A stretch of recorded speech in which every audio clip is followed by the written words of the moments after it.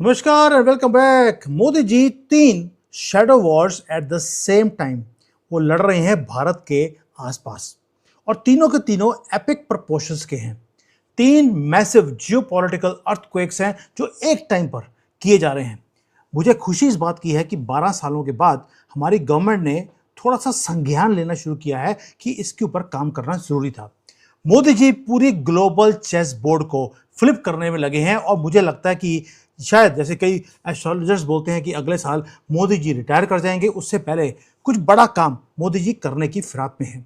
वो बांग्लादेश के अराउंड हो, म्यांमार हो या पाकिस्तान हो। क्यों बोल रहा हूं? क्योंकि ये सिंपल गेम नहीं है जो मोदी जी खेल रहे हैं। अब तीन न्यूज़ हैं जो एक टाइम पे आई और तीनों की तीनों इंटर रिलेटेड भी हैं। कौन सी हैं? पहला है कि हमारा जो स्पाई मास्टर है अजीत डोभाल जी, वो पहुंच गए रशिया में और सडनली पुतिन जो है वो अपने सारे आर्म्स एंड एमुनेशन वो बेच देते हैं तालिबान को। डेडली एयर डिफेंस सिस्टम उनको दे दिया ताकि पाकिस्तान को कॉर्नर किया जाए और पैरालाइज किया जाए। यह है पहली न्यूज़। दूसरी न्यूज़ है कि जो हमारा बांग्लादेश के साथ बॉर्डर है वहां पर लॉकडाउन लगा दिया गया है।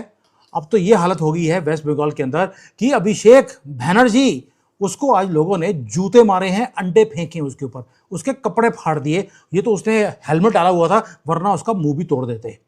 ये जो गेट्स हैं वो हमने बांग्लादेश के साथ बंद किए और अंदर जो हैं उनके भी जो गेट्स हैं जिहादियों के, वो भी बंद करते जा रहे हैं। ये दूसरी न्यूज़ है। और तीसरी, वो एब्सोल्युटली अनथिंकेबल है।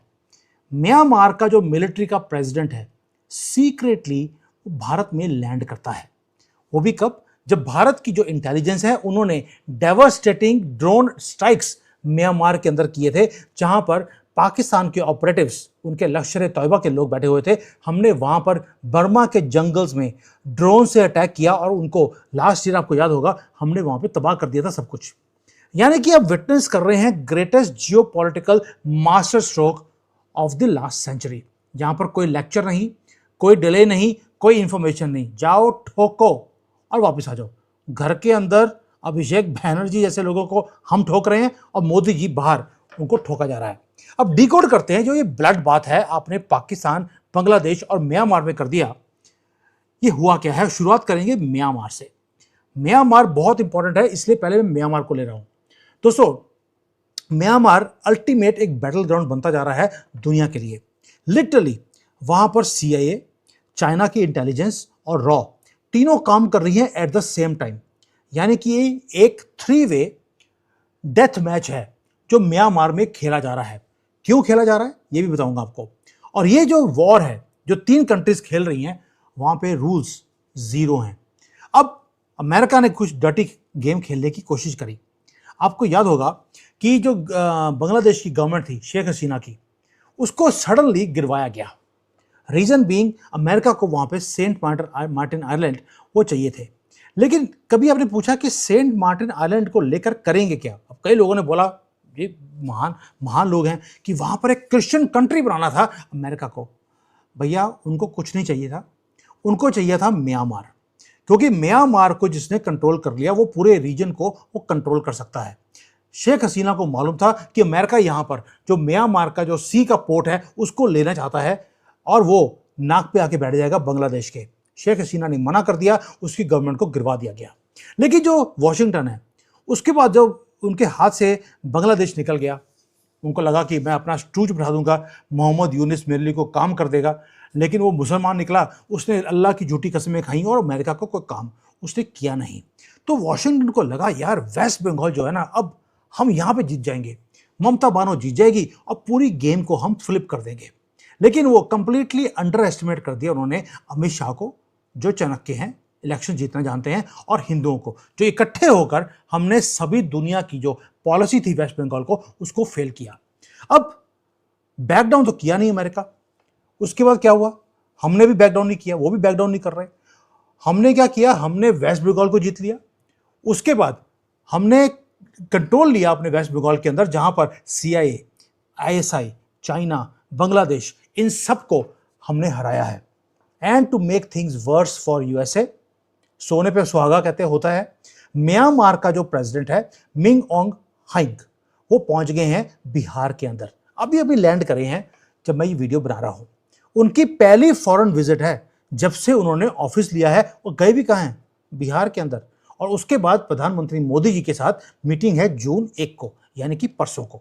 ये पता नहीं वीडियो आज लगेगी कल लगेगी, तो जून 1 को ये मीटिंग होने वाली है। जैसे ही म्यांमार का प्रेसिडेंट भारत में आया है, west has gone furious. CIA stunt है कि यार पूरे दुनिया को छोड़कर म्यांमार का प्रेसिडेंट भारत में क्या कर रहा है, वो भी बिहार में। और दूसरा जो भारत है, भारत ने बोल दिया वी डोंट केयर यार। वेस्ट वाले अप्रूवल देते हैं म्यांमार का आना का, नहीं देते, बच्चों की तरह रोते हैं, रोने दो, हमें सानू फर्क नहीं पड़ता, आप रोते रहिए अपने घर में बैठकर, वैसे भी अब आपके रोने के दिन शुरू होने वाले हैं। ये भारत अमेरिका को बोल रहा है। दोस्तों, भारत को मालूम है कि जो स्टेक्स हैं वो बहुत हाई हैं म्यांमार के अंदर। जो नया या नेक्स्ट जो ग्लोबल वॉर है वो मिडिल ईस्ट में नहीं लड़ा जाएगा। मिडिल ईस्ट के अंदर एब्राहमिक अकॉर्ड ऑलरेडी साइन होने की फिराक में है, वो सारे आपस में मिलकर अपना मामला वो सॉल्व कर लेंगे। वैसे भी दुनिया ऑयल से बाहर जा रही है, मिडिल ईस्ट वालों की कोई औकात नहीं रहेगी पूरी दुनिया के अंदर। जो अगला वॉर है भारत को मालूम है वो ईस्ट में होगा, वो होगा जंगल्स ऑफ म्यांमार में, वो होगा थाईलैंड में, इंडोनेशिया में। इसीलिए ये सारी पावर्स इस एरिया में आकर इसको कंट्रोल करने की वो कोशिश कर रही हैं। भारत को मालूम है कि जो कंट्री म्यांमार को कंट्रोल कर लेगा वो फ्यूचर ऑफ एशिया को कंट्रोल करेगा। अब म्यांमार में ऐसी क्या चीज है कि इतना इंपॉर्टेंट बन गए वो? उसका रीजन है कि उनके पास माइंस हैं, रेयर अर्थ मिनरल्स उनके पास एस्ट्रोनॉमिकल प्रोपोर्शंस की उनके पास पड़ी हैं। और हर कंट्री चाहती है कि उन माइंस को कंट्रोल किया जाए, क्योंकि ये माइंस फ्यूचर को कंट्रोल करेंगी या फ्यूचर को फंड करेंगी।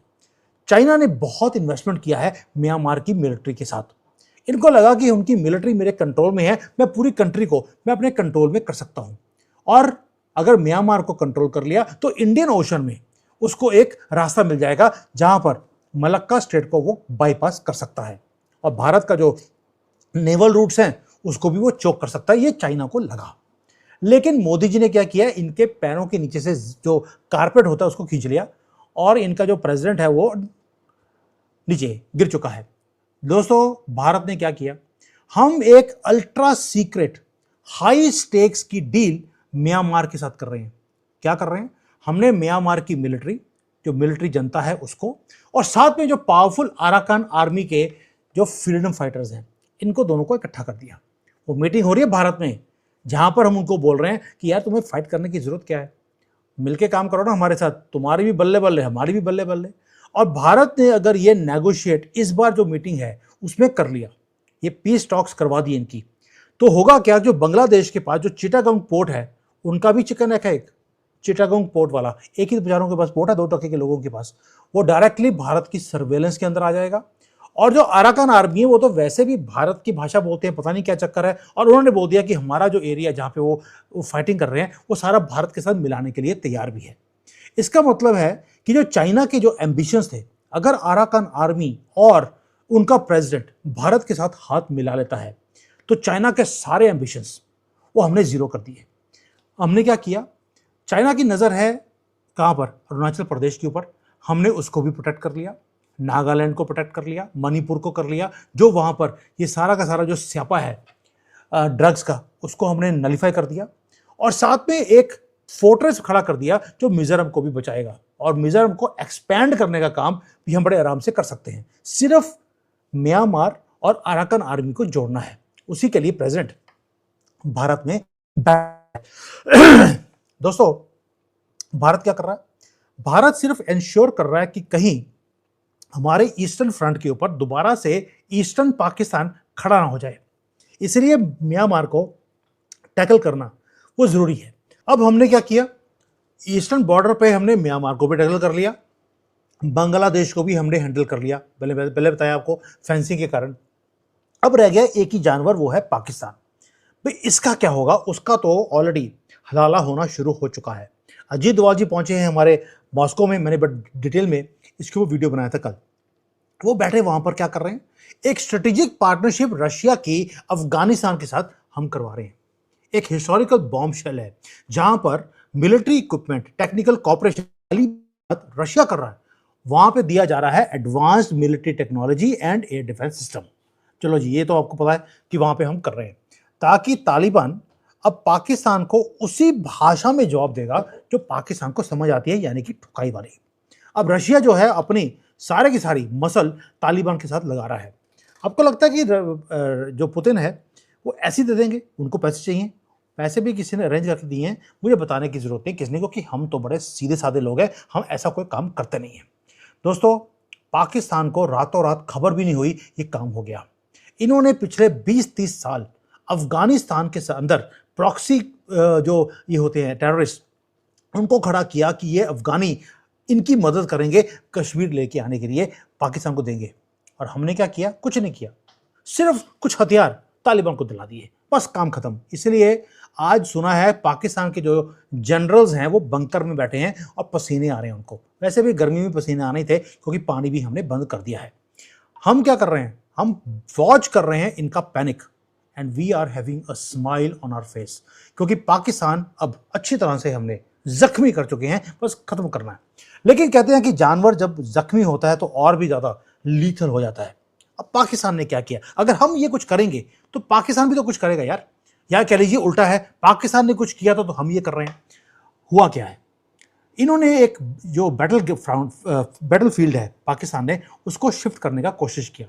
उन्हें मालूम है कि भारत के साथ वो लड़ नहीं सकते, तो इन्होंने एक जो हमारा ईस्टर्न फ्रंट है, पहले बांग्लादेश के साथ मिलकर भारत का चिकन नेक को काटने की कोशिश करी, हमने उसको सॉलिडिफाई कर लिया। फिर म्यांमार में जाकर इन्होंने कैंप्स बनाए, ताकि वहां से हथियारों को, वहां पे जंगलों में बैठकर वो हथियारों को ड्रोन्स के थ्रू भारत में पहुंचाते हैं। फ्लड कर दिया पूरी मार्केट को वेपन्स के साथ, फॉरेन मेड पिस्टल्स के साथ, और साथ में जो एक्सप्लोजिव डिवाइसेस होते हैं उनको भी हाईटेक ड्रोन्स के थ्रू हमारे यहाँ पे पहुंचाया। लेकिन उनको मालूम नहीं था कि हमारी जो रॉ है वो प्लस रशिया की जो इंटेलिजेंस सर्विसेज दोनों इकट्ठे काम कर रहे हैं। आपको याद होगा एक अमेरिका का CIA का एजेंट भारत में पकड़ा गया था, उसकी पूरी इंफॉर्मेशन हमें मिली थी रशिया के इंटेलिजेंस से। अब रॉ ने क्या किया? सर्जिकल स्ट्राइक हमने करे म्यांमार में के अंदर जाकर, और वहां पर जितने भी पाकिस्तान के ऑपरेटिव्स काम कर रहे थे उनको लुल्ला के पास पहुंचा दिया है काट पीट कर, ताकि उनकी जन्नत भी कैंसिल हो। अब ये जो एग्रेसिव हमने ऑपरेशन किया, ये हमने किया भारत की धरती में बैठकर, हम म्यांमार में अभी एंटर नहीं किए हैं। इसलिए जो आज ये अराकान आर्मी और प्रेसिडेंट के बीच में, म्यांमार के प्रेसिडेंट के बीच में जो एग्रीमेंट्स करने की भारत कोशिश कर रहा है, वो इसलिए है ताकि वहां पे जंगलों में ये जो सारे कॉकरोच बैठे हैं इनको परमानेंटली खत्म किया जाए। ऊपर से काम और हो गया, जो हमारी NIA है, वही है जीत डोवाल जी वाली, उन्होंने एक मैसिव कोऑर्डिनेटेड रेड्स करने शुरू किए 12 लोकेशंस के अंदर, उत्तर प्रदेश, महाराष्ट्र, बिहार, राजस्थान, जहां पर ये जो सारे स्लीपर सेल्स हैं इनको लोकेट किया गया। इंफॉर्मेशन कहां से आई? वही कुछ कॉकरोच पकड़े गए थे म्यांमार में, वहां से हमें पता लगा कि भारत में स्लीपर सेल्स कहां हैं। ये सारे स्लीपर सेल्स पाकिस्तान क्रिएट कर रहा था भारत के अंदर। ड्रोन्स निकलते थे म्यांमार से, पहुंचते थे स्लीपर सेल्स के पास, और यहां से हथियार जो है वो पूरे भारत में स्प्रेड किए जाते थे। पूरे सिस्टम को डिसमेंटल भारत ने ऑलरेडी कर लिया है। इसलिए बोल रहा हूं मल्टीपल फ्रंट्स पे काम चल रहा है।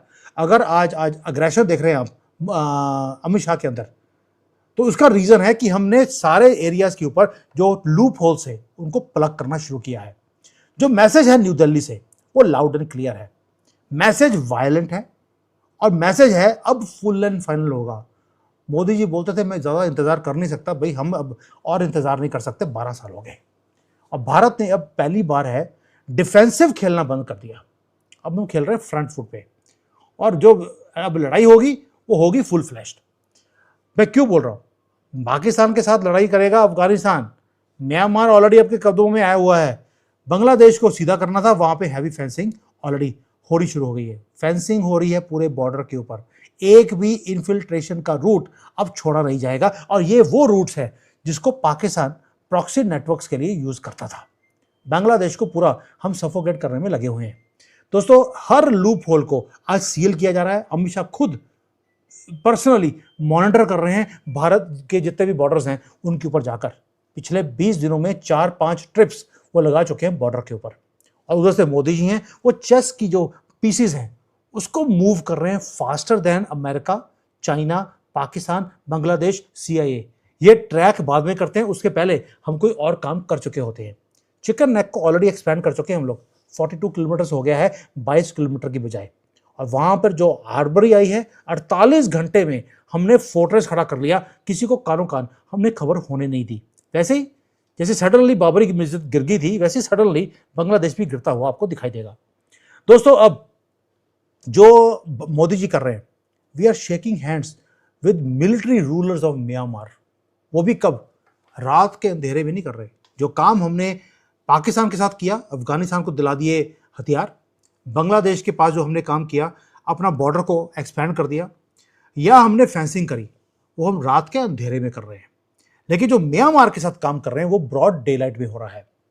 अराकन जो आर्मी है उसके साथ मिलकर एक फोर्ट्रेस बनाया जा रहा है हमारे ईस्टर्न साइड पर, और ये वो लीवरेज है जो हम ईस्टर्न साइड पे कर रहे हैं। उधर से मॉस्को के साथ मिलकर हमने लीवरेज खड़ी कर ली अफगानिस्तान के अंदर, और जो हमारे हॉस्टाइल जो बॉर्डर्स है उनको बिल्कुल हमने सेफगार्ड करना शुरू कर दिया। ये है ruthless, calculated and brilliant encirclement. दुश्मन हमें एनसर्कल करने की कोशिश कर रहा था, हमने इनको ही एनसर्कल कर लिया।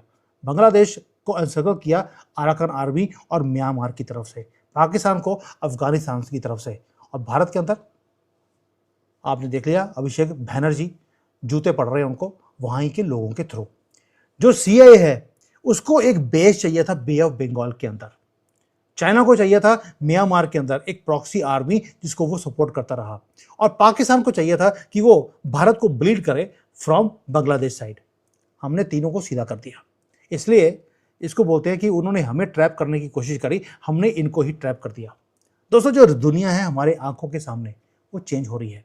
इंडियन मीडिया नहीं बताएगा आपको, वो पता नहीं कौन सी गफलत में बैठे हैं अभी भी कि मोदी जी की जाने वाले हैं, मोदी जी की गवर्नमेंट गिरने वाली है, कॉकरोच जनता पार्टी आ गई है, वो मोदी जी को इतने दंगे करवाएगी कि मोदी जी को कुर्सी छोड़नी पड़ेगी। वो इस उसमें बैठे हुए हैं कि अभी भी कि मोदी जी जाने वाले हैं। मोदी जी दूसरी तरफ क्या कर रहे हैं? एक ऐसी गेम खेल के जा रहे हैं, वो 2029 में जाए, वो 32 में जाए या 27 में जाए, वो मैटर नहीं है। वो जो किस्मत में लिखा है वही होगा। लेकिन वो एक ऐसी गेम खेल के जा रहे हैं ताकि एक सेफ भारत की जो नींव है वो डाल कर जाएंगे, ताकि अगले प्रधानमंत्री के लिए और भी आसान हो जाए। और भारत अब प्ले नहीं करता सर्वाइव करने के लिए, अब हम प्ले कर रहे हैं कॉन्कर करने के लिए। और जो हमें बिलोंग करता था वो हम लेके छोड़ेंगे। वो बेशक म्यांमार के अंदर ज़मीन हो, वो बांग्लादेश की हो या पाकिस्तान की हो, मुझे फ़र्क नहीं पड़ता कि कहाँ पे है। मुझे इतना मालूम है 2026 में हमारे कंट्री का बॉर्डर वो एक्सपैंड होने वाला है, और ये सारी चीज़ें बताती हैं कि इस साल हमारा बॉर्डर एक्सपैंड होगा, पहली बार 1000 साल में। Thank you. जय हिंद। वंदे मातरम।